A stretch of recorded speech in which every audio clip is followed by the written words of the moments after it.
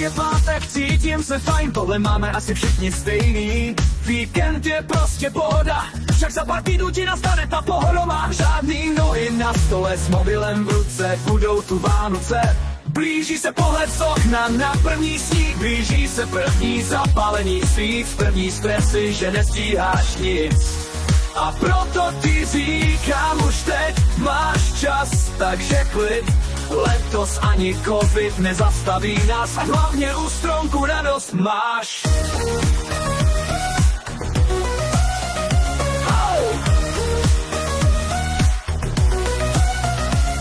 Okry světla blikají a stromek už je ozdobený, venku stojí sněhulák, tak se mi to líbí. Peníze jsou letos ještě kulatější, proto nezapomeň, že o tom to není stačí. Když vykouzlíš úsměv, každému velký úsměv. Blíží se pohled z okna na první sníh, blíží se první zapálení svíc, první stresy, že nestíháš nic.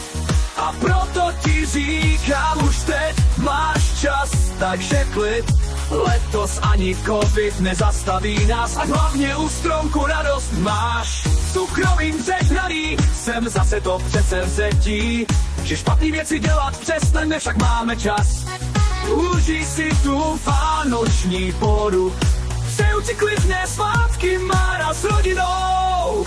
Blíží se pohled z okna na první sníh, blíží se první zapálení svíc, první stresy, že nestíháš nic. A proto ti říkám, už teď máš čas, takže klid. Letos ani covid nezastaví nás a hlavně u stromku radost máš.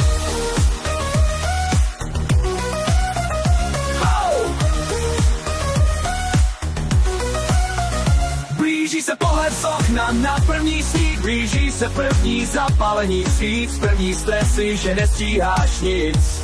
A proto ti říkám, už teď máš čas, takže klid. Letos ani covid nezastaví nás a hlavně u stromku radost máš.